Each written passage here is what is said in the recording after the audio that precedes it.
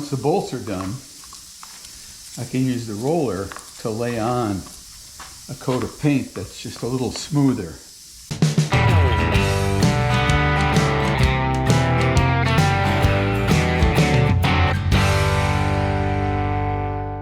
Welcome back to Rolling Hills Farm. Dave here. You can see we're back in the shop and we're back working on the John Deere plow. So if you saw the last video, we did some rebuilding work on it, made a lot of repairs, some unexpected repairs, and now starts the process of cleaning it up, sanding and painting with the idea of making it last. Well, the right way to lay down paint on steel is with my nice top feed gun system. We're not going to do it that way. And partly because I don't have a cold weather spray booth. If you spray in here, it makes a mess. So for this project, we're going to be doing paint the old-fashioned way with rollers and brushes out of a can.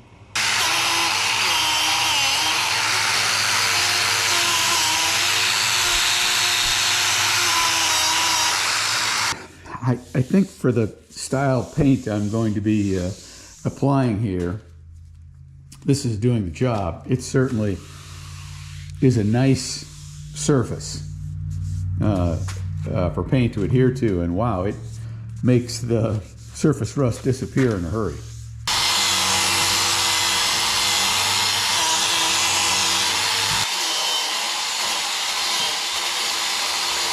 I sprayed this all down with engine degreaser and power washed it last fall before put it away after we were done plowing, so that you could even just see these various joints. The wire brushing is done. We're ready for the next step. You can see I've taken the two bars off, the bars that run along the top. I've covered all the grease zerks and the factory reflector on both sides. So we'll be painting with John Deere green today, using the roller and the brush, starting on the top of the plow and working our way down. The individual plows will be painted last, and they'll be flat black, but all the structural steel of the plow, the main beam and the tail wheel assembly, will all be John Deere green. There.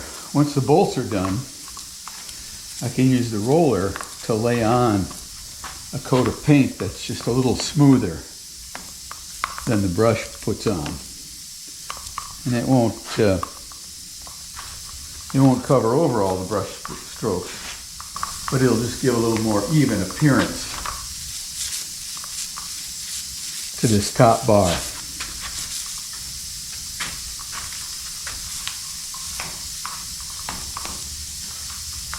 Roller is definitely better than brush strokes.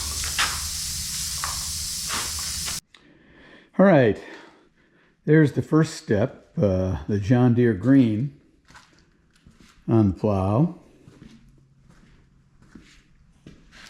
It's a lot of paint, and it's going to need to dry for, well, a day or two. I've gone down and gotten the Coulter axles and frames. While the green continues to dry, I'm going to start painting the back of the plows and the working parts of each plow. I think if I had to pick one tool that I couldn't live without, it's a fully heated shop in the winter, because it allows us to work with older equipment and recondition older equipment, which is really the key to profitability for a farm this size. If you're buying new equipment, well, you know, with the low amount of revenue we've got, you're probably losing money. The heat, and you can hear it just started up, comes from this boiler. Natural gas boiler. that shoots antifreeze in 2 sections through Wurzbo tubing that runs underneath the concrete floor. And that makes for a really nice heated environment and the kind of warmth we'll need to dry this paint.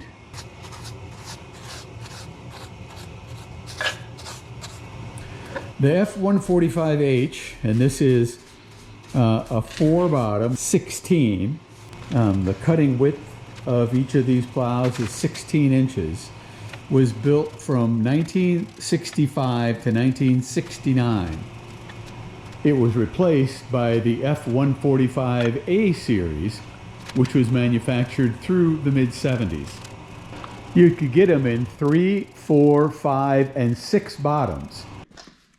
The individual plows now have been painted flat black and they need to dry. And I decided to do the front sides of the plows, even though they had already been painted with kind of a lavender color paint. I did that after I got out of the field, just to inhibit rust. This will scour off in the first 50 yards in the field when I get back in and plow. And these will clean right up and be bright silver on the front side. The back side will stay flat black. We've got a new tire, and this is an actual trailer tire on the tail wheel. Something that'll last out in the weather. We painted the rim John Deere yellow, so that's ready to go.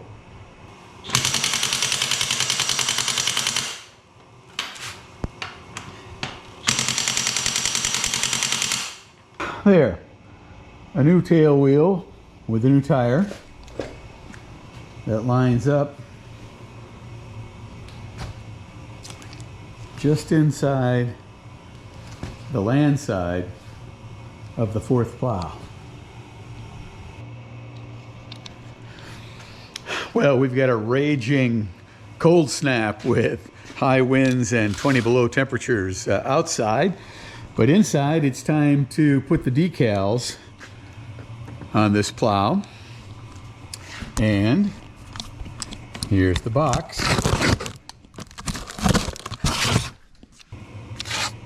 The 4-legged jumping Deere and a John Deere.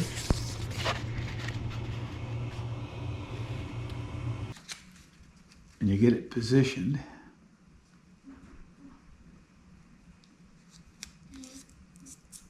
like that.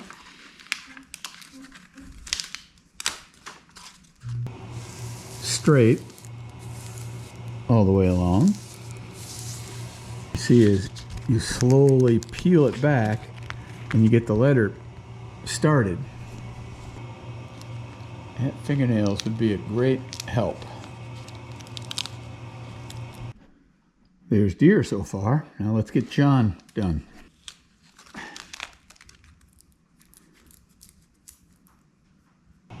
There. Decal number 1, John Deere. So there's a lot of different John Deere logos. Perfect example is here's the modern John Deere logo on this packaging. And you see it's yellow on black with 2 legs jumping.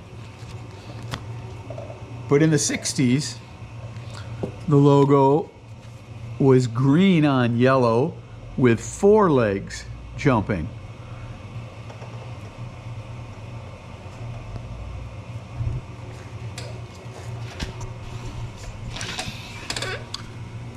There, halfway placed between the front and that bolt. And I'm just going to rub that on with my hands.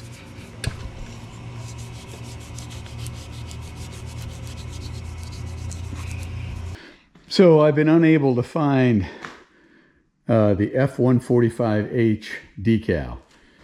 So I've resorted to stencils and spray paint.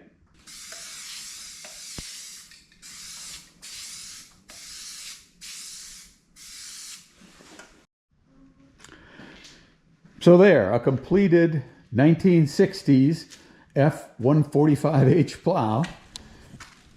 Period correct decals. Just a little add-on there that I've seen. I'm not sure if that was original, but this is original. So this is an original operator's manual for the this era plow. I was able to find online, and most important, that I didn't have the distances between the center line and the inside of the tractor tire for each different plow, the wheel spacing. So that's really important. Plus, much better instructions on the tail wheel adjustments and the coulter adjustments.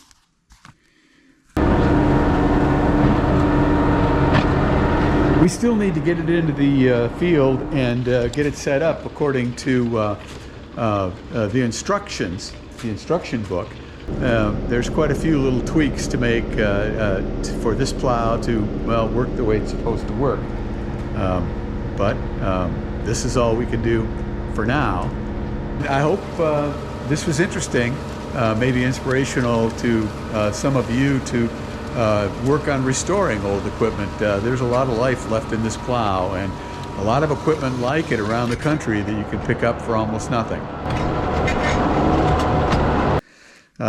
For now, it's still very cold outside, too cold to do any work right now, 20 below zero.